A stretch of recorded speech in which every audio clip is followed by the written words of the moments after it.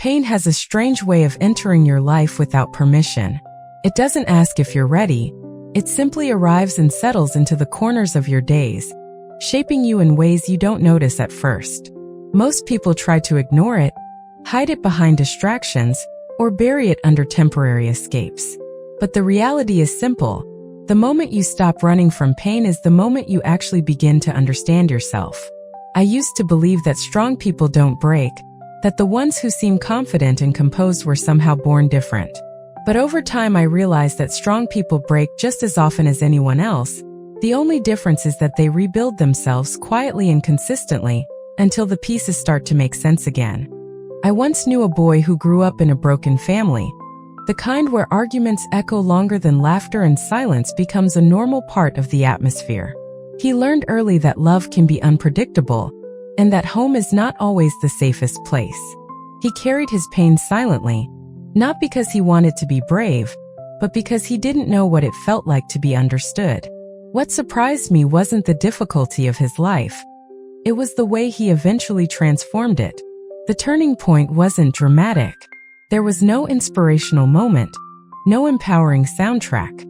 It was just one quiet evening after another argument at home when he sat on the steps outside and said to himself, "This is not who I'm going to become." It wasn't loud, but it was real. Here's my honest opinion. People underestimate the power of emotional rock bottom. They fear it, avoid it, deny it. But rock bottom has one unique advantage. It's solid. Once you hit it, there's nowhere lower to fall. That stability forces you to confront the truth instead of dancing around it.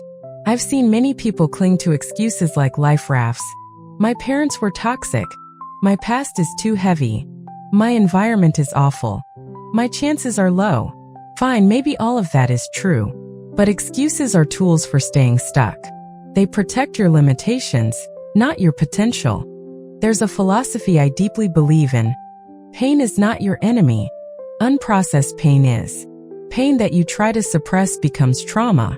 Pain that you study, understand, and break down becomes fuel. The boy from the broken family learned this too. Instead of pretending he wasn't hurt, he started observing his emotions, almost like a scientist studying a pattern. One simple habit he created changed his mindset entirely. He wrote down every painful experience and next to it, the skill it pushed him to develop. Loneliness taught him independence. Conflict taught him emotional control. Chaos taught him patience. Fear taught him discipline. He reframed his past not as a curse but as a manual for self-development.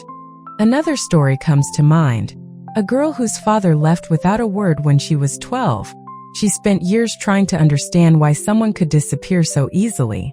She blamed herself, convinced she wasn't enough. Until one day she realized something profound. I wasn't grieving him. I was grieving the version of myself who didn't yet know abandonment. That realization changed everything.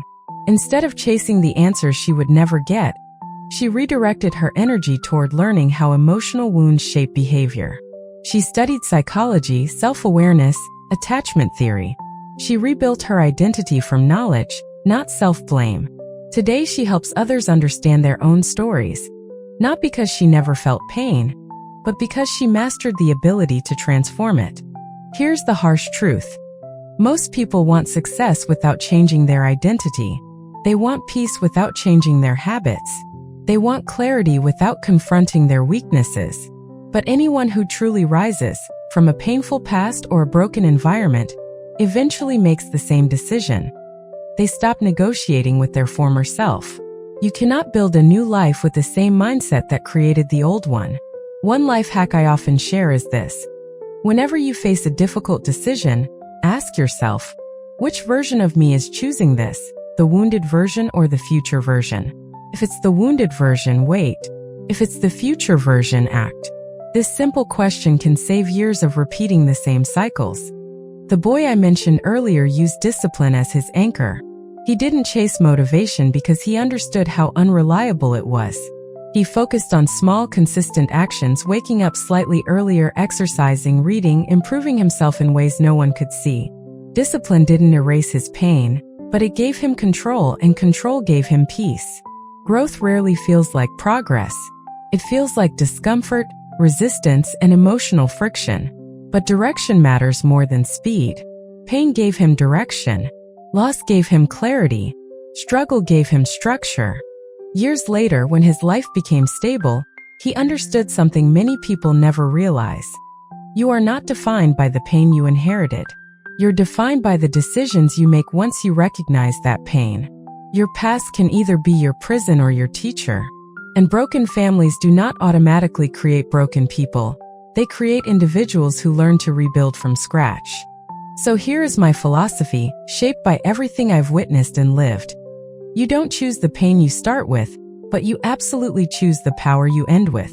Life doesn't reward the lucky. It rewards the aware, the disciplined, the reflective. It rewards the ones who turn their suffering into structure and their scars into strategy. If you're going through something difficult right now, even if it feels unfair or unbearable, understand this. It is shaping you. It is carving out strength you will need later. Pain isn't here to destroy you. It's here to redesign you. And one day, you'll look back and realize that the darkness you survived didn't split you apart. It refined you, sharpened you. It turned you into the person you were always meant to become.